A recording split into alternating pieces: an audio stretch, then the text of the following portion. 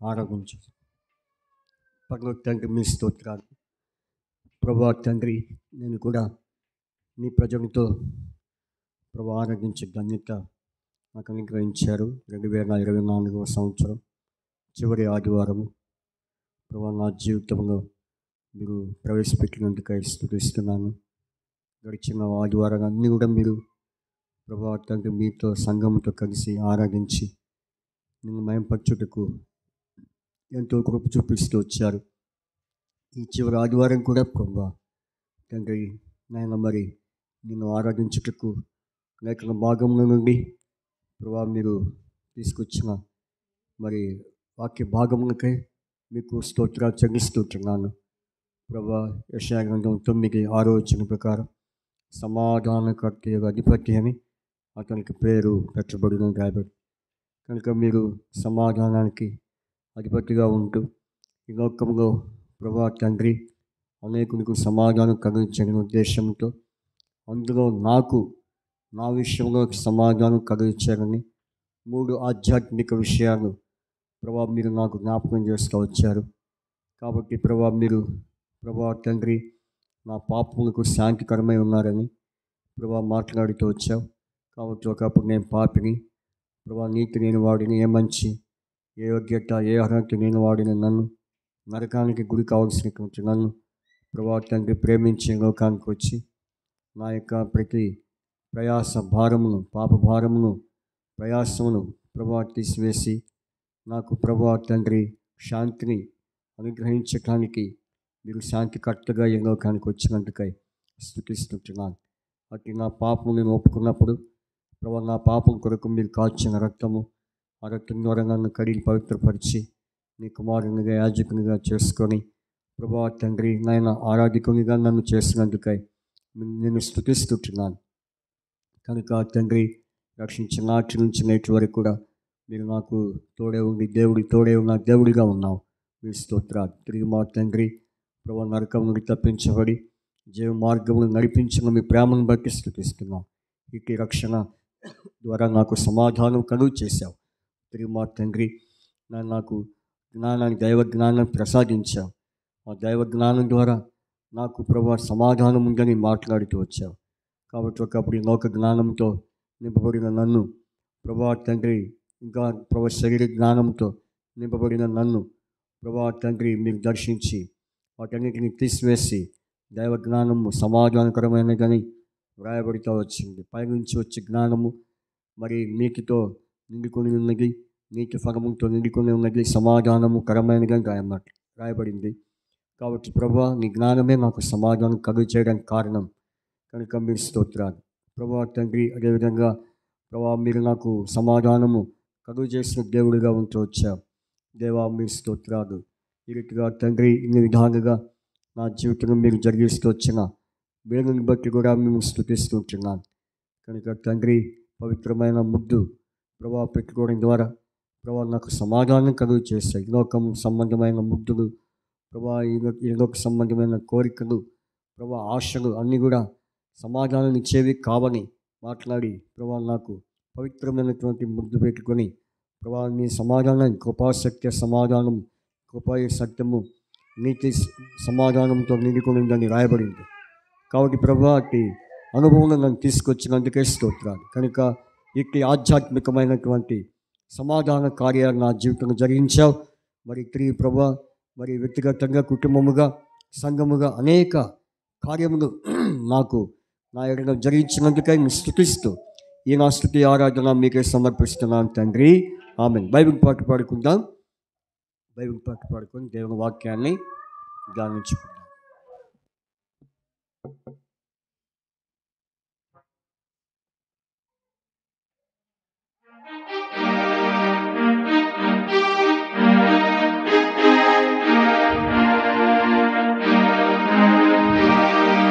శ్రేష్టం గ్రంథములో ఏ చోట చూచినా ఆదరణయున్నది.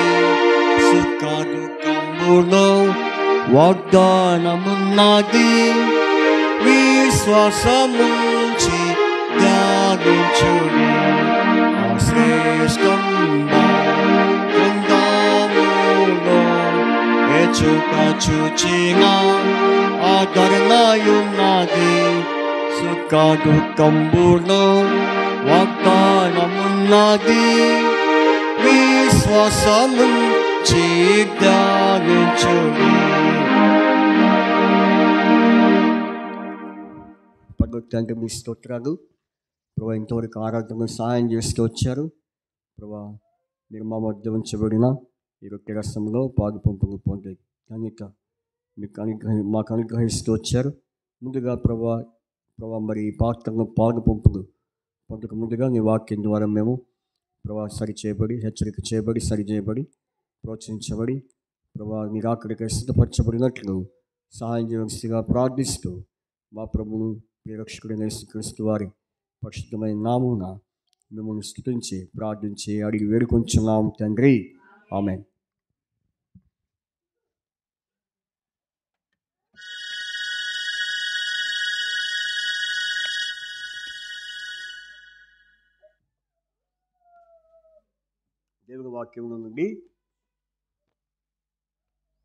దేవుని వాక్యముల నుంచి కొన్ని మాటలు మనం చూద్దాం. బండలో పాలు పంపును పొందకముందు యెషయా గ్రంథం 9వ అధ్యాయం 6వ వచనం. మన ధ్యాన అంశం ఏంటంటే సమాధానకర్తయగు అధిపతి. కాబట్టి ఉదయకాలము సమాధానకర్తయగు అధిపతిని మనం ఏం చేశాం? ఆరాధిస్తూ వచ్చాం. ఎందుకంటే ఆ సమాధానాధిపతి అనే దేవుడు మన జీవితంలో మరి ఎటువంటి సమాధాన కార్యాలు మరి జరిగిస్తూ వచ్చాడో, మనము కూడా ఎటువంటి సమాధాన కార్యాలను పొందుకుంటూ వచ్చామో దాన్ని బట్టి దేవుని ఆరాధిస్తూ వచ్చాం. సరే, ఇప్పుడు మరి సమాధానకర్తడు దేవుడు మనతో మాట్లాడుతూ ఉన్నాడు. ఆయన మనతో ముచ్చటించగలుగుతున్నాడు. ఎందుకంటే ఆయన మట్టుకే సమాధానం కాదు, కానీ ఆయనలో ఉన్నటువంటి సమాధానము మనకు దేవుడు ఇవ్వాలని ప్రభు యొక్క హెచ్చరిక. కాబట్టి దేవుని సమాధానము ఈనాడు దేవుని ప్రజలైన మనము మరి పొందుకునే వారంగా ఉండాలి. ఎందుకంటే ఒకవేళ రక్షణ పొందినప్పటికి కూడా, ఆయన సన్నిధిలో మనం ఉన్నప్పటికి కూడా కొన్నిసార్లు సమాధానం లేని పరిస్థితిలో మనం ఉంటున్నాం. ఎందుకంటే లోకంలో ఉన్నాం కాబట్టి లోక సంబంధమైనటువంటి విషయాల్లో, శరీర సంబంధమైన విషయాల్లో చూసినప్పుడు, వాళ్ళ మధ్య మనం ఉన్నప్పుడు, వారితో కలిసి జీవించినప్పుడు సమాధానం ఏమాత్రము మనకు ఉండదు. అందుకనే మన ఈ లోకంలో ఉన్నాం కాబట్టి ఈ సమాధానాన్ని మనము పొందుకోవటం మనకి ఎంతో అవసరం. ఇందాక మనం చూసిన సమాధానము కార్యాలు మట్టుకే, సమాధాన కార్యాలు. అయితే ఇప్పుడు ఈ సమాధానాన్ని మనము ఎలా పొందుకోవాలి, లేకపోతే ఎలా సమాధానంగా ఉండాలి? ఒకవేళ మనం సమాధానంగా ఉండాలి అంటే మరి మనలో ఎలాంటి మరి అనుభవాలు కలిగి ఉండాలి అనేది ప్రాముఖ్యమైన ప్రశ్న, ప్రాముఖ్యమైన విషయం. కాబట్టి ఈ మధ్యాహ్నము ప్రభువులో పాలు పంపులు పొందకముందు దేవుని వాక్యముల నుండి కొన్ని సంఘటనలు మనం చూద్దాం. అయితే ఆ సంఘటనలు చూడకముందు మరి పౌలు కొలస్సీయులకు రాసిన పత్రిక 3వ అధ్యాయంలో ఒక మాట అన్నాడు. క్రీస్తు అనుగ్రహించు సమాధానము మీ హృదయంలోనికి నివసింపనీయుడి అని అంటూ వచ్చాడు. చూడండి అన్నమాట. కొలస్సీ పత్రిక 3వ అధ్యాయము, కొలస్సీ 3:15. క్రీస్తు అనుగ్రహించు సమాధానము మీ హృదయంలో ఏలుచుండనీయుడి. ఇందుకొరకే మీరు ఒక శరీరముగా పిలువబడితిరి. కాబట్టి మీ హృదయంలో ఈ సమాధానం ఎక్కడ ఉండాలి? చెప్పండి, ఎక్కడ ఉండాలని బైబిల్లో మనం చూసాం. చెప్పండి, హృదయాల్లో ఉండాలి. కాబట్టి శరీరంలో సమాధానం కాదు, లేకపోతే చెవులో సమాధానం కాదు, కళ్ళతో సమాధానం కాదు. ఈ సమాధానం ఎక్కడుండాలంటే హృదయంలో ఉండాలి. కాబట్టి నాడు సమాధానంగా ఉంటున్నాం అనుకుంటున్నారు, కానీ ఎక్కడ వారి హృదయానికి సమాధానం లేదు? హృదయంలో. ఎక్కడ లేదు? హృదయంలో సమాధానం లేదు. అందుకనే పౌలు ఏమంటున్నాడు? క్రీస్తు అనుగ్రహించే సమాధానము మీ హృదయాల్లో ఏనుచుండనీయుడి. కాబట్టి మధ్యాహ్నము అందుకని ఇంకో మాట కూడా ఉంది. కీర్తన 29:11 ఏముంది? కీర్తన 29:11 ఆయన యెహోవా తన ప్రజలకు సమాధానము అనుగ్రహించి ఉన్నాడు. చూడండి మాట. కీర్తన 29:11 ఈ మాట మనం చూద్దాం. చూడండి, కీర్తన 29:11 యెహోవా తన ప్రజలకు మైక్ తీసుకోండి బలమును అనుగ్రహించును. యెహోవా తన ప్రజలకు సమాధానము అది కలుగు చేసి వారిని ఆశీర్వదించను. యెహోవా తన ప్రజలకు, ఎవరికో కాదు, అన్యులకు కాదు, క్రీస్తుని ఎరగని వారికి కాదు, కానీ క్రీస్తుని ఎరిగి ఆయన్ని ఆరాధిస్తూ ఆయన బండిలో పాలు పంపులు పొందుతున్న తన ప్రజలకు దేవుడు ఏమిచ్చి ఆశీర్వదించాలనుకున్నాడు? సమాధానం ఇచ్చి వారిని ఆశీర్వదించాలనుకున్నాడు. అంటే దీని అర్థం ఏంటంటే, ఎవరు హృదయాల్లో సమాధానము, దేవుడిచ్చే సమాధానం కలిగి ఉంటారో వారు ఆశీర్వదించబడేవారిగా ఉంటారు. అందుకనే ఈ సమాధానము హృదయంలో ఎలాంటి సమాధానము పొందుకోవాలి? కళ్ళతో కాదు కానీ, శరీరంతో కాదు కానీ, హృదయంలో ఎవరికైతే ఈ సమాధానము కలిగి ఉంటారో వారు ఏమవుతారు? ఆశీర్వదించబడతారు.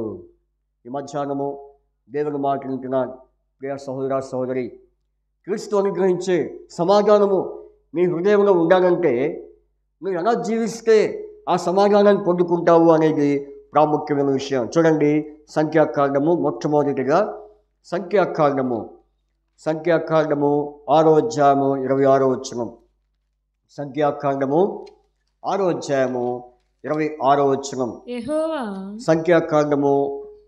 6:26 చదవండి. యెహోవా నీ మీద తన సన్నిధి కాంతి ఉదయింపచేసి నీకు సమాధానం కలుగు చేయనుగాక. చాలు చెప్పండి. యెహోవా నీ మీద తన సన్నిధి కాంతి ఉదయింపచేసి నీకు సమాధానము కలుగజేయునుగాక. కాబట్టి ఎవరి హృదయాల్లో క్రీస్తు సమాధానాన్ని అనుగ్రహించేవాడిగా ఉంటున్నాడంటే ఎవరికి అంటే ఆయన సన్నిధిలో ఉండేవారికి. దేవుని సన్నిధి ఏం చేస్తుంది? సమాధానాన్ని ఇస్తుంది.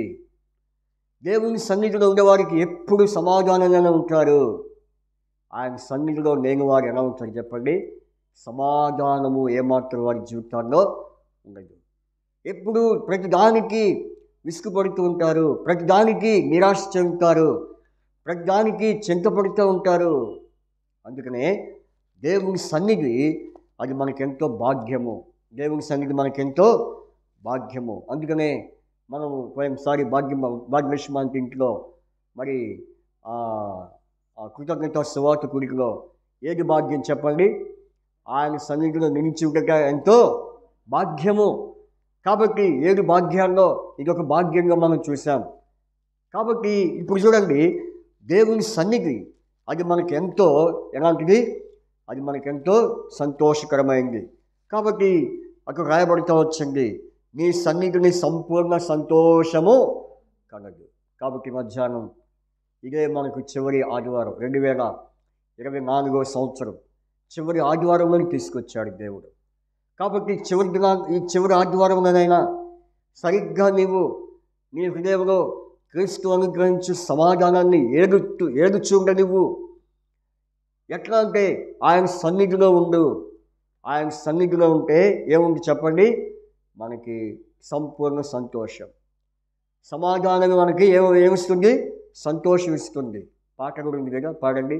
సంతోషమే సమాధానమే, సంతోషమే సమాధానమే, సంతోషమే సమాధానమే, చెప్పనాశక్యమైన సంతోషం. కాబట్టి ఆయన సన్నిధిలో ఎన్నిసార్లు నువ్వు పోగొట్టుకున్నావు? 2024 ఆరంభ ఆదివారం నుంచి 2024 చివరి ఆదివారం లోపు ఎన్ని ఆదివారాలు, ఎన్ని సన్నిధులు పోగొట్టుకున్నావు? అయితే తీర్మానం చేసుకో, నిజమే ప్రభువా, ఎన్నో సన్నిధి జరిగింది, శిలోహులో ఎన్నో సన్నిధులు పోగొట్టుకున్నానయ్యా అని ఆయన సన్నిధిలో నువ్వు ఒప్పుకుంటే, క్షమాపణ వేడుకుంటే ప్రభు నీకు సమాధానాన్ని ఇస్తాడు. ఏదో ఇక రావాలి కదా, వచ్చి పోవాలి కదా అన్నట్టుకుంటే నువ్వు సమాధానాన్ని పొందుకోలేవు. కాబట్టి మొట్టమొదటిగా దేవుని సన్నిధి అది మనకు ఎంతో సమాధానాన్ని ఇస్తుంది, సంపూర్ణ సంతోషంతో కూడిన సమాధానము. ఈ సమాధానము దేవుడు నీకు ఇవ్వాలనుకుంటున్నాడు. అందుకనే మీకా 5:5 ఏమని రాయబడింది? ఆయన సమాధానమునకు ఏమై ఉన్నాడు? కారకుడే ఉన్నాడు. ఏమై ఉన్నాడు? ఆ కారకుడు, సమాధానానికి కారకుడైన ప్రభు సన్నిధిలో నీవు ఉంటే నీకు సమాధానం దేవుడు తప్పక అనుగ్రహిస్తాడు. కాబట్టి ఈ సమాధానం ఎక్కడుండాలి చెప్పండి? ఎక్కడుండాలి మేరక్క? ఎక్కడుండాలి? శరీరంలోనా, చెవులోనా, కంట్లోనా? హృదయములో దేవుని సమాధానం ఉందా నీకు? దేవుని సన్నిధిలో ఎవరైతే ఉంటారో వారికి తప్పకుండా ఉంది సమాధానము.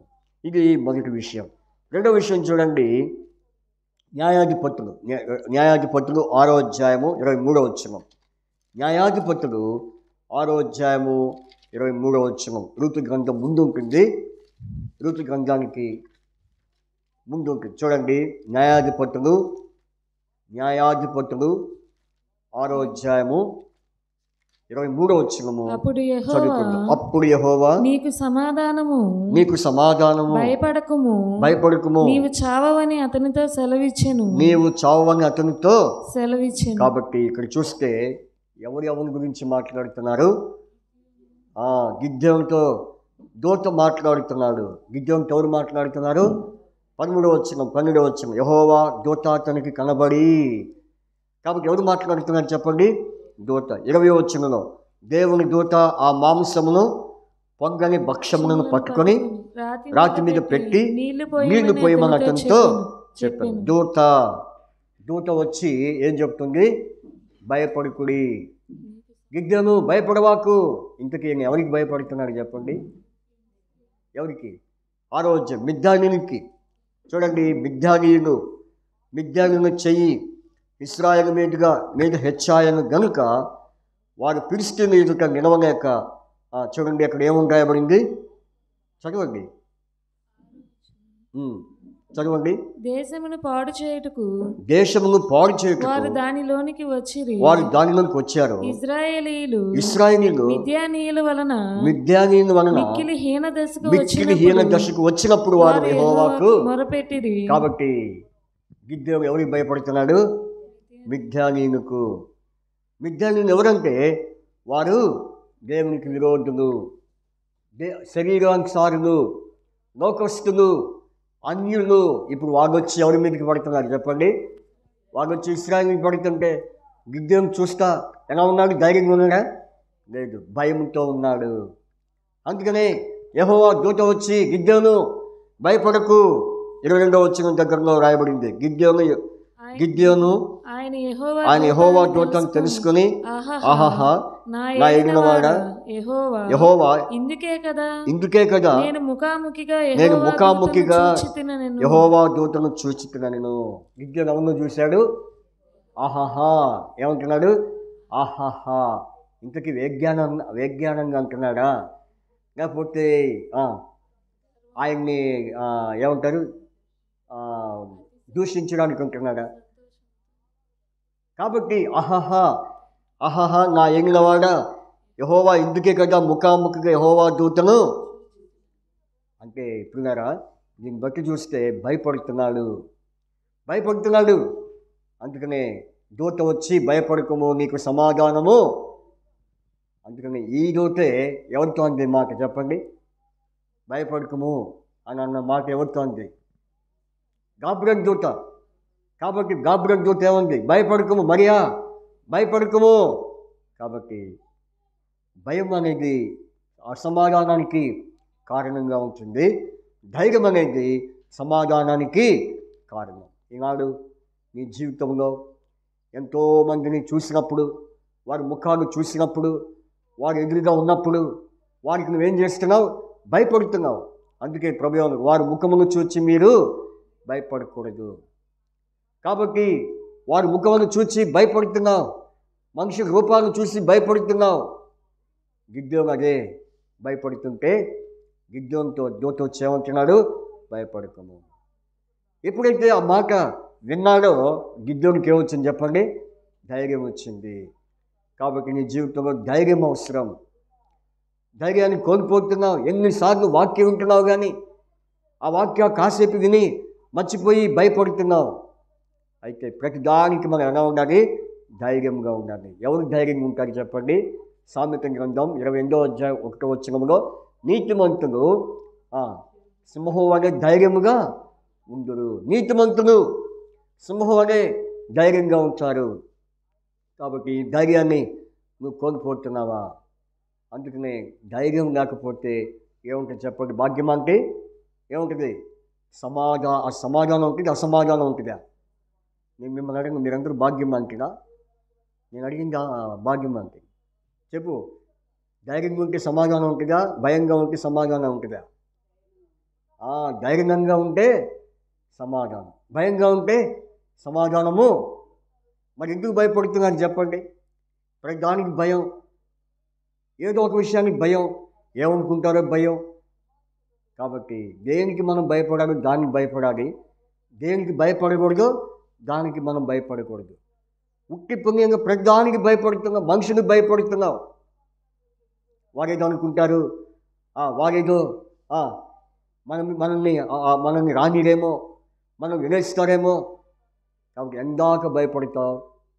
అందుకనే దేవునికి మనం భయపడాలి. అందుకని బైబిల్ ఏముంది చెప్పండి? ఏమని రాయబడింది? ఆత్మను దేహములో నరకంలో పడవేవానికి అని, దేహమును చంపువానికి భయపడక ఆత్మను దేహములో నరకంలో పడవేవానికి భయపడు. అయ్యో నేను నరకానికి పోతానేమో, కాబట్టి నేను నరకంలో పడిపోతానేమో అని భయం నీలో ఉంటే అప్పుడు నువ్వేం చేస్తావు? దేవునికి భయపడతావు. అందుకనే మనం దేవునికి సన్నిధిలో ధైర్యంగా ఉండాలి. ధైర్యమే ఏం చేస్తుంది? సమాధానాన్ని ఇస్తుంది. కాబట్టి ఈ 2024 సంవత్సరం చివరి ఆదివారం దేవుడు ఇస్తున్న హెచ్చరిక, రెండవ హెచ్చరిక ఏంటి? ధైర్యముగా ఉండము. కుమారి ధైర్యంగా ఉండము, నీ విశ్వాసం నిన్ను స్వస్థపరిచింది. ప్రభువే ధైర్యం చెబుతుంటే ఇక నీకు చెప్పేవారు ఎవరు ఉన్నారు చెప్పు? ఈ లోకంలో మనుషులు ఎంతవరకు ధైర్యం చెప్తారు? అయితే దేవుడు చెప్పే ధైర్యము అది ఎంతో స్థిరమైన ధైర్యం, గొప్ప ధైర్యం. అందుకనే మూడో విషయం చూడండి. మూడో విషయం మరి మొదటి సమూయేలు 23వ అధ్యాయము, మొదటి సమూయేలు 25వ అధ్యాయము 35వ వచనం. మొదటి సమూయేలు 25:35 త్వరగా తీయండి. 25 మొదటి సమూయేలు 25:35. తన యొద్దకు 25:35 తన యొద్దకు ఆమె తెచ్చిన వాటిని ఆమె చేత తీసుకొని నీ మాటలు నేను ఆలకించి నీ మనవిని అంగీకరించి సమాధానముగా నీ ఇంటికి పొమ్మని ఆమెతో చెప్పెను. చూడండి, నీ మాటలు చెప్పండి. నీ మాటలు నేను ఆలకించి నీ మనవి అంగీకరించితిని, సమాధానముగా నీ ఇంటికి పొమ్మని ఆమెతో చెప్పాను. ఎవరు అంటున్నారు ఈ మాట? ఎవరితో అంటున్నాడు? అబీగైలుతో. కాబట్టి దావీదు అబీగైలుతో అంటున్నాడు. ఏమంటున్నాడంటే సమాధానం ఇంటికి పో. అయితే ఇప్పుడు అబీగైలుకి ఏం భయం చెప్పండి? ఒక భయం పట్టుకుంది. కానీ ఆ భయాల్లో అబీగైలు ఏం చేస్తుంది? మనవి చేసుకుంటుంది. ఎవరితో? దావీదుతో. కాబట్టి నీ మనవి నేను అంగీకరించుకునే కనుక నీవు సమాధానం ఇంటికి. కాబట్టి దావీదు ఎవరి గుర్తు? రాత్రి కూడా చెప్పినట్టున్నా, జయమాంతో ఇంట్లో. ఎవరింట్లో చెప్పింది? ఎవరింట్లో? కాబట్టి మరి దావీదు యేసుప్రభువు వారికి గుర్తు అయితే అబీగైలు ఎవరి గుర్తు? సంఘానికి గుర్తు, సాదృశ్యం. కాబట్టి దేవుడు అంటున్నాడు ఏమని? నీ మనవి నేను అంగీకరించుకుని నీవు సమాధానంగా. ఈ మాట ప్రభు ఎవరితో అన్నాడు చెప్పండి? హిజ్కియాతో అన్నాడు. నీ మనవిని నీ కన్నీటిని నేను నీ మనవిని అంగీకరించుకుని నీ కన్నీటిని చూచుకుని అని చెప్పాడు. కాబట్టి ఇదే మాట దావీదు అంటున్నాడు అబీగైలుతో, అంటే మనవి చేసుకోవుట. దేవునితో మనము ప్రతిదీ కూడా ఏం చేయాలి? మనవి చేసుకోవాలి. ఈ 2000 సంవత్సరాల్లో ఎన్నిసార్లు దేవునితో మనం చేసుకోకుండా మనుషులతో చేసుకుంటున్నావు. మనుషులతో మనవి చేసుకుంటున్నావు కానీ దేవుని దగ్గరికి వెళ్ళి ఎప్పుడైనా సరిగ్గా మనవి చేసుకున్నావా? ఇది సీరియస్గా తీసుకో ఈ వాక్యాన్ని నువ్వు. కాబట్టి ఏదో ఎన్నిసార్లు దేవుని ప్రార్థనలు పోగొట్టుకున్నావు, సంఘ ప్రార్థనలు, ఎన్నోసార్లు మరి విజ్ఞాపన ప్రార్థనలు, మనవులు పోగొట్టుకున్నావు. కాబట్టి ఇప్పటికైనా మసులుకో. నీ హృదయంలో దేవుడి సమాధానం ఇవ్వాలని ప్రభు కోరుచున్నాడు. నువ్వు ఎలాంటి సమాధానం పొందుకుంటావంటే నీ మనవి దేవునికి చెప్పుకో. నీ మనవుని దేవునికి చెప్పుకుంటే ఆయన ఏం చేస్తాడు? నీ మనవి అంగీకరిస్తాడు. అప్పుడు నీకు సమాధానము దేవుడు అనుగ్రహించేవాడుగా ఉంటాడు. కాబట్టి ఎన్నో విషయం ఏం చెప్పరే? 3వ సంగతి, 4వ సంగతి చూడండి. యెషయా గ్రంథము 32వ అధ్యాయము. యెషయా గ్రంథము 32వ అధ్యాయం. యెషయా గ్రంథము లేకపోతే 52వ అధ్యాయము 57:19. యెషయా గ్రంథము 57:19 చదవండి. 57:19. వారిలో యెషయా గ్రంథము 57:19 చదవండి. వారిలో కృతజ్ఞతా బుద్ధి పుట్టించుచు దూరస్థులకును సమీపస్థులకును సమాధానమని చెప్పి నేనే వారిని స్వస్థపరిచేదనని యెహోవా సెలవిచ్చుచున్నాడు. చూడండి, వారిలో కృతజ్ఞతా బుద్ధి పుట్టించుచు దూరస్థులకు సమీపస్థులకు సమాధానం అని చెప్పి. కాబట్టి ఎవరికి సమాధానం చెప్తున్నాడు? కృతజ్ఞతా బుద్ధి ఎవరినైతే ఉంటుందో వారికి ఏమిటి చెప్పండి? సమాధానం. మొదటిగా ఎవరికి సమాధానం చెప్పండి? ఎవరికి సమాధానం? ఎవరికి సమాధానం? ఎవరికి దివ్య? ఆయన సన్నిధిలో నిలబడిన వారికి, ఆయన సన్నిధిలో మరి ఉదయించే వారికి, ఆయన సన్నిధిలో మరి ఎవరైతే గడుపుతారో వారికి సమాధానం. రెండవది ఎవరికి సమాధానము? ఎవరికి సమాధానం అనుకున్నావు? అసలు ఏం చెప్పట్లేదు, రాసుకున్నామని చెప్తున్నారు, చూసి చెప్తున్నారు. కాబట్టి చెప్పండి. నేను అంతే చూస్తున్నాను, బొమ్మగారు నా వైపు, నేను బొమ్మగారు చూస్తున్నాను నన్ను. మీరు వాక్యం విన్నారు ఇక. రెండో విషయం చెప్పండి. రెండో విషయం ఏంటి? భాగ్యవిషయం అంటే రెండో విషయం ఏంటి? చెప్పండి. వాక్యం మూసేయమంటారా, ఆపేయమంటారా? మీకు చెప్పట్లేదంటే నాకు అదే అనిపిస్తుంది. ఎందుకు వేస్ట్? ఇంతగా వివరించి చెప్తున్నా కానీ నేను చెప్పట్లేదంటే వాక్యం ఏంటో ఇష్టం లేదో అనిపిస్తుంది నాకు. చెప్పండి. రెండోది చెప్పండి. గిద్దెని విషయం ఏంటి చెప్పండి. ఏమన్నాడు? భయపడకము, ధైర్యంగా ఉండు. మూడవది ఎవరి జీవితంలో సమాధానం? మనవి చేసుకున్న వారి విషయంలో సమాధానము. నాలుగవది ఎవరికి సమాధానం? కృతజ్ఞతా బుద్ధి కలిగిన వారిలో సమాధానము. దేవునికి కృతజ్ఞతా బుద్ధి నీవు కలిగి ఉన్నావా? ఏ విషయంలో చెప్పండి. పౌలుకు మాట్లాడినాడు. మొదటి దశలోని పత్రిక 5వ అధ్యాయము 16-18 వచ్చిన ఏమన్నాడు? ప్రతి విషయమందును దేవునికి కృతజ్ఞతాస్తులు చెల్లించుడి, ఎలాగూ చేయటం మన విషయంలో దేవుని చిత్తము. కృతజ్ఞతా బుద్ధి. ఈరోజు సేవకులు చెప్పాల్సి వస్తుంది. కృతజ్ఞత కూడి పెట్టుకోండి, కృతజ్ఞత ప్రార్థన పెట్టుకోండి అని సేవకులు మొత్తుకోవాల్సి వస్తుంది. మీకై మీలో నుంచి రావాలి, మీకై మీలో నుంచి ఆ ఆలోచన పుట్టాలి. ఎందుకని? దేవుడు మీ జీవితంలో ఎన్నో కార్యాలు చేశాడనే విషయం. ఎన్ని కీడులు, ఎన్ని అపాయములు, ఎన్ని ప్రమాదములు 2000 సంవత్సరం అంతా దేవుడు కాపాడలేదా? కాబట్టి ఆయన కాపాడినందుకైనా ఏముండాలి చెప్పండి? ఏముండాలి? కృతజ్ఞత. ఈ దినాల్లో మొక్కుకోవాల్సి వస్తుంది. పెట్టుకోండి.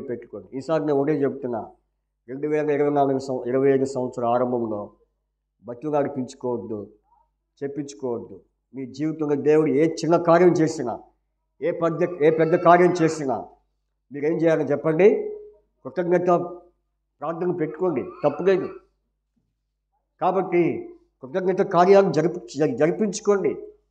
దేవుని సేవకుడు ఉన్నాడు, సంఘం ఉంది. కాబట్టి మీ ఇంట్లోకి వచ్చి వారు కృతజ్ఞతాస్తులు చెల్లిస్తే మీ కుటుంబానికి ఇంకా ఆశీర్వాదం పెరిగింది, కానీ ఆ ఆశీర్వాదం తరగదు. కాబట్టి 2025 సంవత్సరం నుంచి మీరు ఒక తీర్మానం డెసిషన్కి రండి.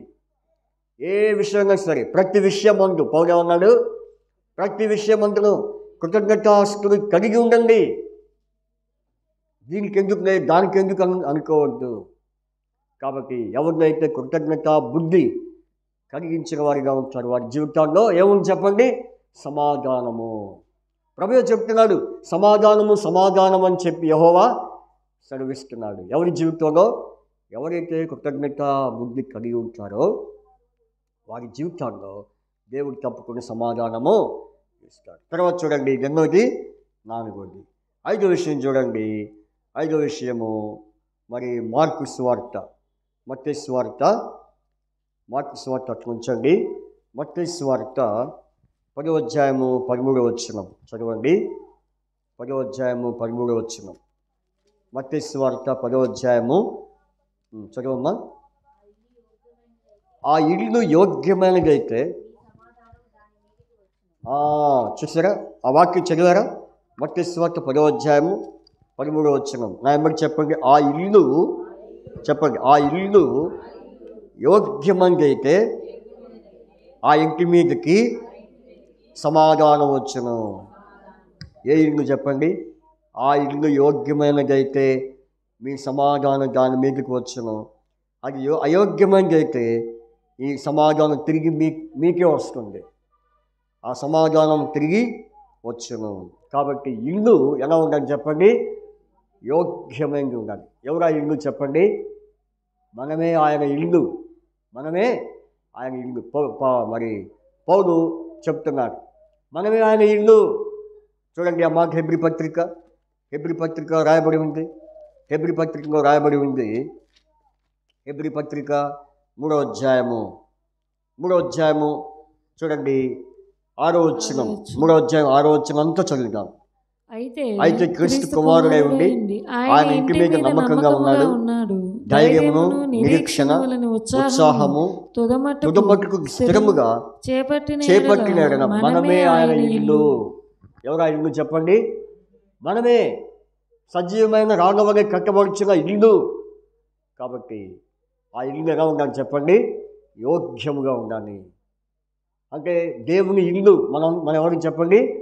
దేవుని గృహము, మనం దేవుని నివాసము, దేవుని ఇల్లై ఉన్నాము. అయితే దేవుని ఇల్లై ఉన్న మనము ఎలా ఉండాలి? యోగ్యంగా ఉండాలి. అప్పుడే ఇంటికి ఏమొస్తుంది? సమాధానము. లేకపోతే ఆ సమాధానం తిరిగి వస్తుంది. కాబట్టి యోగ్యంగా ఉంటాం మన ఇల్లు. దేవుని ఇల్లుగా కట్టబడుచున్న మనము దేవునికి యోగ్యముగా ఉన్నామా? ఆయనకి ఇష్టంగా ఉన్నామా? కాబట్టి చూడండి, 3 విషయాలు రాయబడింది. ధైర్యము, నిరీక్షణ, ఉత్సాహము. ఈ 3 ఉంటే ఆ ఇల్లు ఎలా ఉంటుంది చెప్పండి? యోగ్యంగా ఉంటుంది. కాబట్టి 3లో ఒకటి లేకపోయినా ఆ ఇల్లు అంతా ఏమైపోద్ది చెప్పండి? ఏమైపోద్ది? ఇవి ఎలాంటివి అంటే పునాదులు లాంటివి. ఇంటికి ఎలాంటివి? ఇవి పునాదులు లాంటివి. ధైర్యం అనే పునాది, నిరీక్షణ అనే పునాది, ఉత్సాహం అనే పునాది లేకపోతే ఆ ఇల్లు నిలబడిద్దా? నిలబడి. కాబట్టి ఆ ఇల్లు ఎలా ఉండాలి? యోగ్యంగా. మనమే ఆయన ఇల్లు. మనకు ఉత్సాహం ఉందా? కొన్నిసార్లు దేవుడు ఉత్సాహము మన ముందు చూపిస్తాడు, కానీ ఆ ఉత్సాహాన్ని తీసుకో. ఎంత నిర్లక్ష్యం అంటే అంత నిర్లక్ష్యం చూపిస్తా. అందుకని నిరీక్షణ కలిగి ఉండాలి, ధైర్యము కలిగి ఉండాలి. తర్వాత ఏముండాలి? ఈ 3 ఉంటేనే మన యోగ్యులం దేవునికి. పరీక్షించుకో. కాబట్టి ఆ ఇల్లు యోగ్యమైనదైతే సమాధానం ఉంటుంది ఆ ఇంటికి. ఆ ఇల్లు అయోగ్యమైనదైతే ఇంటికి ఏముండదు? సమాధానం ఉండదు. కాబట్టి నిన్ను బట్టి ఇల్లు ఎలా ఉంది? ఆ ఇంటిలో నువ్వు ఉన్నావు. దేవుని ఇంట్లో నువ్వు ఉన్నప్పుడు నువ్వు ఎలా ఉండాలి అది నువ్వు పరీక్షించుకో. ధైర్యము, నిరీక్షణ, ఉత్సాహం. అప్పుడే ఆ ఇంటికి ధైర్యం వస్తుంది, సమాధానం వస్తుంది. ఇక ఎన్నో విషయం చెప్పండి? ఐదో విషయం. 4వ విషయం చూడండి. 6వ విషయం చూడండి. లూకాసు వార్తను మనం చూద్దాం. లూకాసు వార్త 2వ అధ్యాయము. లూకాసు వార్త 2వ అధ్యాయము 14వ వచనం. లూకాసు వార్త 2వ అధ్యాయము 14వ వచనము చదవండి. సర్వోన్నతమైన స్థలములలో దేవునికి మహిమయు ఆయనకి ఇష్టలైన మనుషులకు భూమి మీద సమాధానమును చూడండి. ఆయనకి ఇష్టమైన మనుషులు ఎవరు? ఆయనకి ఇష్టమైన మనుషులకు ఏముండాలి చెప్పండి మీరు? సమాధానము. కాబట్టి ఆయనకి ఇష్టలు ఎవరు చెప్పండి? ఆయనకి ఇష్టమైన మనుషులు ఎవరు భాగ్యలక్ష్మి అంటే? ఎప్పుడు నన్నే పిలుస్తున్నావు ఇంకయ్యా అనుకున్నావు, నేమయ్యారు అనుకుంటున్నావా? చెప్పండి. ఆయనకి ఇష్టమైన మనుషులు ఎవరు? కన్నమ్మక్క సమాధానమే. ఎవరు ఆయనకి ఇష్టమైన మనుషులు? ఎవరు అంటున్నారు ఇక్కడ? ఎవరమ్మా? భక్తులు. ఎవరు? చూడండి, కీర్తన గ్రంథం 16వ అధ్యాయం. ఆయనకి ఇష్టమైన మనుషులు భక్తులు అని రాయబడి. చూడండి మాట. నేను ఈలాగు అందును భూమి మీద ఉన్న భక్తులే శ్రేష్ఠులు. వారు నాకు కేవలము ఇష్టలు. అబ్బో, చూడండి ఎంత చక్కని మాట. భూమి మీద ఉన్న భక్తులే వారు ఎలాంటి వారు చెప్పండి? నాకు ఇష్టలు, శ్రేష్ఠులు. కాబట్టి కేవలం వారు నాకు ఇష్టలు. కాబట్టి ఆయనకి ఇష్టమైన మనుషులు ఎవరు? భక్తులు. ఆ భక్తులు ఎలా ఉంటారు చెప్పండి? ఎప్పుడు సమాధానంగా ఉంటారు. మీరు అనుకోవచ్చు, అయ్యా భక్తిహీనులు కూడా సమాధానంగా ఉంటారుగా, మరి వాళ్ళ సంగతి ఏంటి అంటారేమో. అది నువ్వు అనుకునేది ఏముంది? బైబిలే అంటుంది భక్తిహీనులకు కూడా సమాధానం ఉంటుంది. ఏ సమాధానం అది? ఏ సమాధానం? చూడండి అన్నమాట. మరి బైబిల్లో రాయబడింది కీర్తనలు 28వ అధ్యాయం అనుకుంటా. చూడండి చదువమ్మా. భక్తిహీనులను పాపము చేయవారిని లాగివేయినట్లు నన్ను లాగివేయకము. వారు దుష్టాలోచన హృదయములో ఉంచుకొని, వారి దుష్టాలోచన హృదయములో ఉంచుకొని తమ పొరుగు వారితో సమాధానముగా మాట్లాడుదురు. ఎవరు వీళ్ళు చెప్పండి? భక్తిహీనులు ఎలా ఉంటారు? సమాధానంగా ఉంటారు. ఎలాంటి సమాధానం? దుష్ట ఆలోచన. పైకి సమాధానం ఉంటారు కానీ లోపల ఏముంటుంది? అంత దుష్టత్వమే. హృదయం దుష్టత్వం, కన్మర్షం, తర్వాత మరి పక్షపాతము, అసూయ, వీటితో నిండుకొని పైకి సమాధానంగా ఉంటున్నారు. వీళ్ళెవరు? భక్తిహీనులు. కాబట్టి భక్తులైన వారు ఎలాంటి సమాధానం కలిగి ఉంటారంటే చెప్పండి, ఎలాంటి సమాధానం? భక్తులు నిజమైన భక్తి గలవారు. కాబట్టి ప్రార్థన భక్తి. అందుకని నీ దక్షిణ కాలమందు 32వ కీర్తన 6వ వచనంలో రాయబడి, నీ దక్షిణ కాలమందు భక్తి గలవారు ఏం చేస్తారు? ప్రార్థన చేస్తారు. ఏం చేస్తారు చెప్పండి? భక్తి గలవారు చేసే పని ఏంటి? ప్రార్థన. కాబట్టి ప్రార్థన చేసే వారిలో సమాధానం ఉంటుంది. భక్తిహీనులో ప్రార్థన ఉంటుందా చెప్పండి? భక్తి లేనోడికి ఏముండదు? ప్రార్థన లేనోడు అంటే వాడు భక్తిహీనుడే. మనం ఎవరినో ఉద్దేశించి లోకస్తుని కాదు, ఇక్కడున్న వాడి గురించి నేను మాట్లాడుతున్నా. నువ్వు ప్రార్థనలో బాగా దేవుని సన్నిధిలో ప్రార్థనలో గడుపుతుంటే నీకు భక్తి పెరిగిద్ది. కానీ నువ్వు సరిగ్గా ప్రార్థన కాకుండా సరిగ్గా ప్రార్థన చేయకుండా ఉంటే నువ్వెవరివి చెప్పు? భక్తిహీనుడివే. కాబట్టి భక్తిహీనుకున్న సమాధానం ఎలాంటిది? దుష్ట సమాధానం. ఏ సమాధానం అది? మంచి సమాధానం కాదు. ఈ మధ్యాహ్నం తీర్మానం చేసుకో. భక్తి గల వారు చేసే పని ఏంటి? ప్రార్థన. ఎన్నిసార్లు ప్రార్థన పోగొట్టుకున్నావు? కాబట్టి మరి 2024 సంవత్సరం నుంచి, ఆరంభం నుంచి 2024 సంవత్సరం చివరి వరకు ఎన్ని ప్రార్థనలు, ఎన్ని ఉపవాస ప్రార్థనలు, ఎన్ని విజ్ఞాపనలు నువ్వు పోగొట్టుకున్నావు. అలాంటప్పుడు నిన్ను భక్తిగల మనిషి అనాలా, భక్తి లేని మనిషి అనాలా? నేనేమనుకున్నావు అని చెప్పు. కాబట్టి భక్తి గల వారు చేసే పని ప్రార్థన. వారి జీవితాల్లో సమాధానము దేవుడు ఎప్పటికీ ఇస్తాడు. కాబట్టి ఏదో ఒక చెవితో విని ఒక చెవితో విడిచిపెడితే దానికి నీవే ఉత్తరవాది. నేనేం చేయలేను, ఆ దేవుడు కూడా ఏం చేయలేడు. ఎన్నిసార్లు నిన్ను హెచ్చరిస్తూ వచ్చాడు, ప్రార్థనకి రండి, ప్రార్థనలో పాల్పొందండి, వచ్చి ప్రార్థన చేసుకోండి, మీ కుటుంబం కోసం, సంఘం కోసం, దేశం కోసం నువ్వు ప్రార్థన చేసుకోమని ఎన్నిసార్లు దేవుడు అవకాశం ఇచ్చాడు. అయితే మధ్యాహ్నము పరీక్షించుకో, తీర్మానం చేసుకో. కాబట్టి ఎవరికి సమాధానము? భక్తులైన ఆయనకి ఇష్టమైన మనుషులకి సమాధానం. ఆయనకి ఇష్టమైన మనిషిని చేసే పని ఏంటి? ప్రార్థన. ఇది ఎన్నో విషయం? 6వ విషయం. 7వ విషయం చూసుకొని మనము ముందుకెళ్ళిపోదాం. చూడండి, మార్కు సువార్త 9వ అధ్యాయం 50వ వచనం. మార్కు 9:50 చూసుకొని ముగించుకుందాం. మార్కు 9:50. మార్కు 9:50. మార్కు 9వ అధ్యాయము 50వ వచనం చదవండి. ఉప్పు మంచిదైతేనే గాని ఉప్పు నిస్సారమైన ఎడగా దేని వలన మీరు దానికి సారము కలుగు చేతురు. మీలో మీరు ఉప్పు సారము గలవారై ఉండి ఒకరితో ఒకరు సమాధానముగా ఉండి. నా చెప్పండి, మీలో మీరు ఉప్పు సారము గలవారై ఉండి ఒకరితో ఒకరు సమాధానముగా ఉండి. కాబట్టి ప్రభు ఇస్తున్న హెచ్చరిక, 7వ హెచ్చరిక అంటే ఇక్కడ ఒక సారాన్ని తీసుకొచ్చాడు. ఏ సారం అది? ఏ సారము? నిస్సారమో ఉప్పు సారమైందా? ఉప్పు సారమైంది. అందుకనే మీలో మీరు ఉప్పు సారం గలవారై. ఉప్పు నిజంగా ఉప్పు దేంట్లో ఉపయోగిస్తాం మన అందరికీ తెలుసు. దేంట్లో ఉపయోగిస్తాం చెప్పండి? అన్నింటిలో ఉపయోగిస్తాం. ఒక కూరేనా? బిర్యానీలో ఉపయోగిస్తాం, తర్వాత మరి పచ్చడిలో ఉపయోగిస్తాం. ఉప్పు అన్నిటికీ ఉపయోగించాల్సిందే. అందుకనే ఉప్పు ఒక మాట ఉంటుంది. ఏమంటుంది చెప్పండి? అన్నీ వేసి చూడు, నన్నేసి చూడు. అన్నీ వేసి చూడు, నన్నేసి చూడు అంటుంది ఉప్పు. అన్నీ వేసి అది అయిపోతే ఏమంటుంది? చూసావా, నేను లేకపోతే అంటుంది. ఏమంటుంది?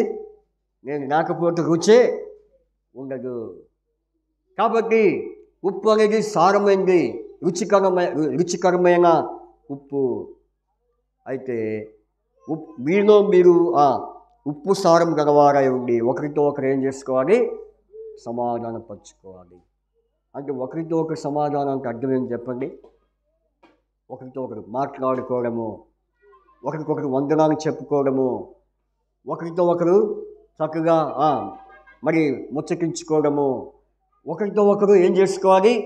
మరి మంచి చెడ్డలు పంచుకోవడము, కష్ట సుఖాలు పంచుకోవడము.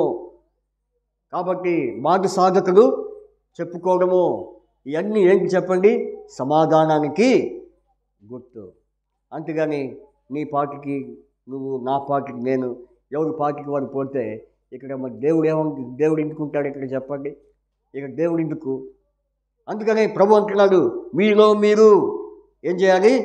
ఉప్పు సారం గలవారై ఉండి. చూడండి, అన్నీ వేసినా కానీ ఏముందని చెప్పండి? ఇంకా చెప్పా, కారం వేసినా, పసుపు వేసినా అన్నిట్లో ఏ కలవాలి? ఉప్పు కలవాలి. కాబట్టి సంఘంలో ఎంతోమంది ఉంటారు. ఉప్పు లాంటి ఉంటారు, కారం లాంటి ఉంటారు, తర్వాత పసుపు లాంటి ఉంటారు. కాబట్టి కూరలో ఎన్నైతే కావాలో అన్ని రకాలైనటువంటి మనుషులు ఉంటారు సంఘంలో. ఆయన ఎలా ఉండాలి? ఒకరితో ఒకరు ఏం చేసుకోవాలి? సమాధానంగా ఉండాలి. ఇది మన చివరి ఆదివారం సుమ. ఇది మనకు చివరి ఆదివారం. ఇంక ఆదివారం పోతే వచ్చిద్దా? రాదు. అయితే చివరి ఆదివారం ఏమైనా అందరూ చక్కగా మాట్లాడుకుందాం, అందరూ చక్కగా చెప్పుకుందాం, కలిసి పని చేసుకుందాం అనుకుందాం. కాబట్టి అంతేగాని ఇంత వాక్యం కూడా, ఇంత చెప్పి కూడా నీ మార్గం పోతే దానికి నీవే ఉత్తరవాదివి. కాబట్టి ప్రభు ఎంతో బతులాడుతున్నాడు. ఆయన ఎంతో వినయంగా మాట్లాడుతున్నాడు. ఒకరితో ఒకరు ఏం చేసుకోండి? సమాధానంగా ఉండండి. ఒకవేళ నీకు ఏదైనా ఉండొచ్చు, లేకపోతే వారికి నీ మీద ఉండొచ్చు, నీ మీద వారికి ఉండొచ్చు. అయితే వాటన్నిటిని తీసి పక్కన పెట్టి ఎలా ఉండాలి? సమాధానంగా ఉండాలి. పలికించుకోవాలి, వందనాలు చెప్పుకోవడమే సమాధానం. కాబట్టి ఇట్టి సమాధానము ఎవరినో ఒకటి చెప్పండి, ఉప్పు సారము రుచిగా. కాబట్టి బైబిల్లో ఒక మాట ఉంది, ఏ మాట? మీ సంభాషణ ఉప్పు వేసినట్టు మరియు. కాబట్టి ఉప్పు వేసినట్టుగా మన సంభాషణ రుచికరమైనదిగా ఉండాలి. కాబట్టి అట్టి అనుభవంలో మనం ఎప్పుడైతే ఉంటామో అప్పుడు మనం ఎప్పుడు ఎలా ఉంటాం చెప్పండి? సమాధానంగానే ఉంటాం. కాబట్టి 7 సంగతులు మనం చూసాం, 7 విషయాలు. ఆ సమాధానకర్తయ్య దేవుడు, సమాధాన కారకుడైన దేవుడు మన జీవితాల్లో మరి ఎటువంటి వారికి సమాధానాన్ని ఇవ్వాలని కోరాడో 7 విషయాలు మనం చూసాం. ఆ 7 విషయాలు మనం తలంపులో పెట్టుకొని పరీక్షించుకొని అలాగ ఉన్నామా లేదా, అలాగ మనం జీవిస్తున్నామా లేదా, ఆ విధంగా మనం నడుచుకుంటున్నామా లేదా అనేది మనమే పరీక్షించుకొని సరి చేసుకొని యోగ్యమైన రీతిలో ఆ పాత్రను మనం చేయవేయదుముగాక. యెషయా గ్రంథము 9:6 చదువుకొని, ఇదే మనకు చివరి వాక్యం, ఇది చివరి అంశము. 9వ అధ్యాయం 6వ వచనం చదువుకొని మనం ప్రార్థనలోనికి ప్రవేశిద్దాం. చూడండి, యెషయా గ్రంథము 9వ అధ్యాయము 6వ వచనం. యెషయా గ్రంథం 9:6 చదివి మనము ప్రభు యొక్క రాత్రి భోజనంలో పాల్పంపుకు పొందుదాం. 9వ అధ్యాయము 6వ వచనం చూడండి. ఆశ్చర్యకరుడు, ఆలోచనకర్త, బలవంతుడైన దేవుడు, నిత్యుడగు తండ్రి, సమాధానకర్తయగు అధిపతి అని అతనికి. కాబట్టి ఈరోజు మనకి అంశం ఏంటి? ఆరాధనలో ఒకే అంశం, రెండవ వర్తమానంలో ఒకే అంశం. ఏంటి అంశము? సమాధానకర్త. కాబట్టి ఆ సమాధానకర్త దేవుడు మన జీవితాల్లో ఎటువంటి వారికి సమాధానం ఇవ్వాలని కోరాడో 7 విషయాలు మనం చూసుకున్నాం. ఆ 7 విషయాల ప్రకారంగా మనము మరి జీవించి ప్రభు రాకడికై సిద్ధపరచబడుగాక. ప్రార్థన చేసుకుందాం. అందరూ మోకరించండి, దయచేసి అందరూ మోకరించండి. అడ్డు చూడద్దు. దేవుడు ఎంతో చక్కగా మీతో మాట్లాడుతూ వచ్చాడు, ఆయన్ని దర్శిస్తూ వచ్చాడు. ఈ మాటను మీ జీవితంలో వ్యర్థం చేసుకుంటే నష్టపోతావు, ప్రమాదానికి గురవుతావు. ఆ యొక్క నష్టము, ఆ ప్రమాదం నీకు ఇప్పుడు తెలియదు, కానీ ఏదో ఒక సమయంలో అప్పుడు నువ్వు కళ్ళు తెరుస్తావు. కాబట్టి ఇప్పుడే ఆ పరిస్థితి రాకముందు, ఆ స్థితి రాకముందు మనము పరీక్షించుకొని, అయ్యా నిజమే తండ్రి, గడిచిన వారాలు, గడిచిన దినాల్లో నేను సరిగ్గా నీతో, మనుషులతో, దేవుని ప్రజలతో సరిగ్గా జీవించలేకపోయాను, సమాధానంగా ఉండలేకపోయాను. ఇది నాకు చివరి ఆదివారం నాయన. ఈ చివరి ఆదివారం నన్ను ఆధారం చేసుకున్నట్టు మాట్లాడాను. కాబట్టి ఇక్కడ ఇది మొదలుకొని నేను నీతో సరియైన సమాధానముగా సంఘముతో, నీ ప్రజలతో, నీతో నేను సమాధానంగా ఉంటానన్నయ్యానని ఒప్పుకుందాం, పరీక్ష చేసుకుందాం.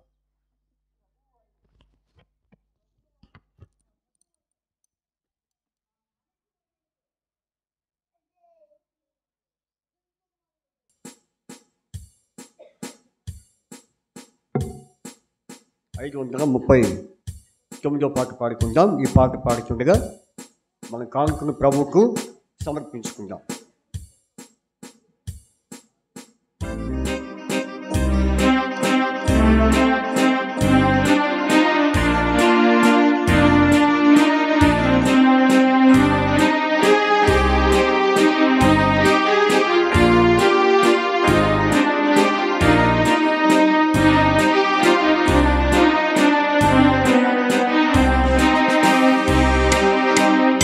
యేసు మనతో ఉండగా ధైర్యముతో సాగుచు కఠిన మార్గమైనాను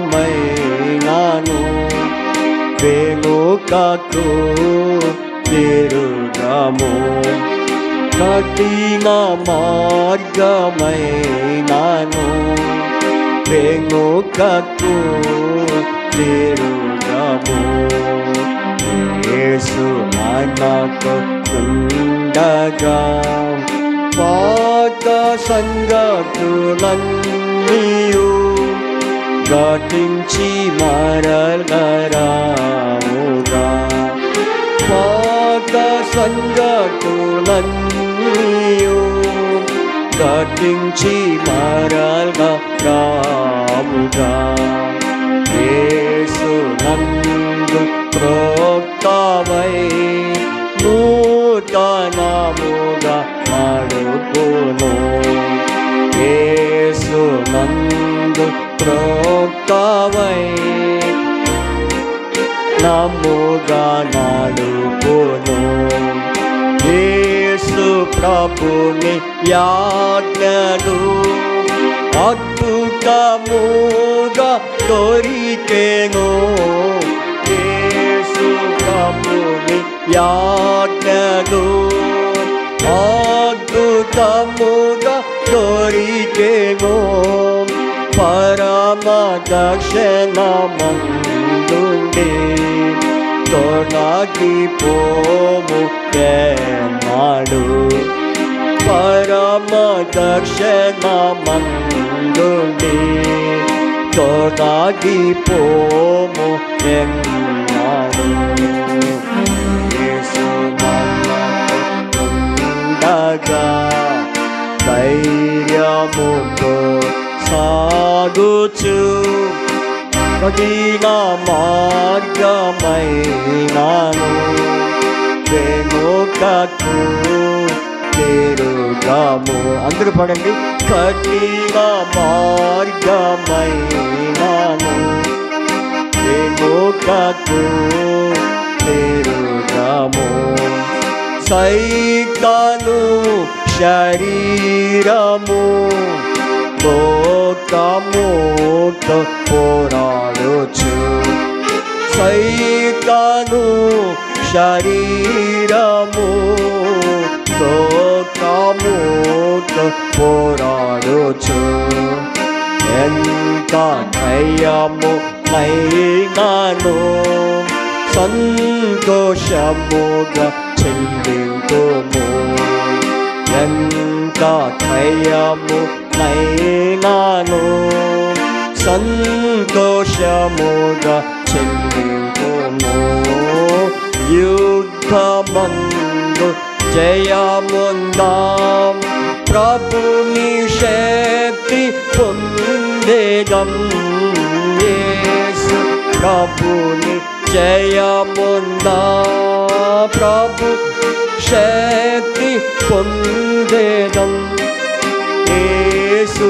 జయము పొందుచు సాతాను రాజ్య మనచేదం యేసు జయము పొందుచు సాతాను రాజ్య మనచేదం యేసు మనతో ఉండగా ధైర్యముతో సాగుచు కఠిన మార్గమైనాను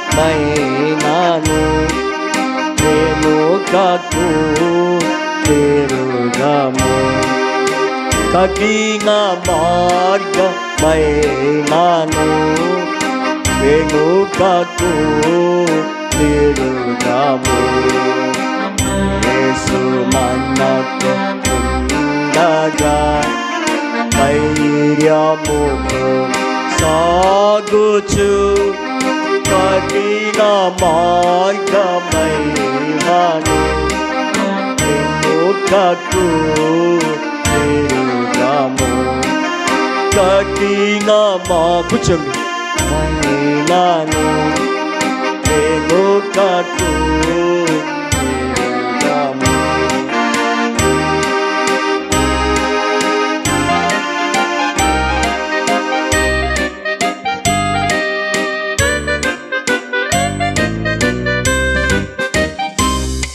ప్రార్థన చేసుకుందాం. పరలోకమందున్న మా తండ్రి, పరిశుద్ధుడైన దేవా, స్తుతులు స్తోత్రాలు చెల్లిస్తున్నాం. ఇప్పటి వరకు ఆరాధనలో మీరు మాకెంతో మరి తోడ్పాటును సహకారమును మీరు అనుగ్రహిస్తూ వచ్చారు. ప్రభువా మీ స్తోత్రాలు తండ్రి. నాయన మరి సమయంలో మా తండ్రి నాయన మరి మా ప్రభువా మరి తండ్రి జ్ఞాపకం చేసుకోండి. మీ బిడ్డలు వారు తీసుకొచ్చిన అర్పణను బట్టి మీ స్తోత్రాలు తండ్రి.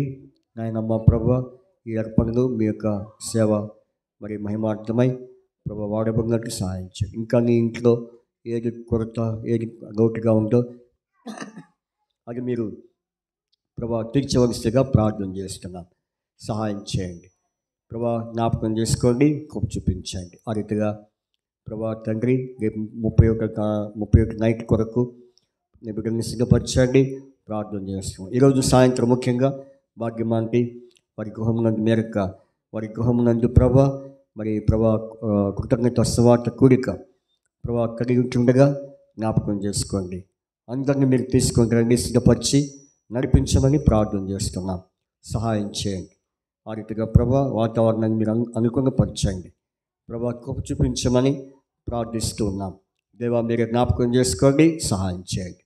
ఆ రీతిగా ప్రభా ఈ వారం అంతా మరి ఆయా కార్యక్రమాల్లో మీరు తోడు నడిపించండి ప్రార్థిస్తూ 2025 నుంచి ప్రభా మీరు ఎలాంటి పరిచర్య కలిగి ఉండాలో ప్రభా, మరి మీ కొరకు మేము ఎలాగ నడుచుకోవాలో ప్రభా తండ్రి, మీ పని విషయంలో అనేక ఆత్మల కొరకు ఎలాగ మేము మేము ప్రాకున్నాడో ప్రభా మీరు మాకు జ్ఞానం కలుగు చేయండి. ప్రార్థిస్తూ మీకు అప్పచెప్పుకొనొచ్చు. తిరిగి వెళ్తుండగా సహాయం చేయండి. మీ సన్నిధి మాతో ఉంచమని యేసు క్రీస్తు ప్రభు వారి పరిశుద్ధ నామమును బట్టి స్తుతించి ప్రార్థించి అడిగి వేడుకొంచున్నాం తండ్రి, ఆమేన్. మన తండ్రి అయిన దేవుని ప్రేమ, కుమారుడైన యేసు క్రీస్తు వారి కృప, పరిశుద్ధాత్మిక అన్యోన్య సహవాసము కూర్చొని మనందరికీ ఆయన కృప తోడే ఉండి నడిపించునుగాక, ఆమేన్. అందరికీ praise the lord, praise the lord, praise the lord. అందరికీ వందనాలు చెప్పుకోండి, చక్కగా మాట్లాడుకోండి. మరి మీ యొక్క అక్కర్లు చెప్పుకోండి, ప్రార్థన చేయమని. మరి భాగ్యశ్మాంటి మనవడికి ఎగ్జామ్స్ జరుగుతున్నాయంట, ఎగ్జామ్స్ రన్నింగ్లో ఉన్నాయి కాబట్టి ప్రార్థన చేయమని కోరారు. దివ్యాకి రేపు జనవరి 2 నుంచి ఎగ్జామ్స్ కనుక ప్రార్థన చేయండి. ఇక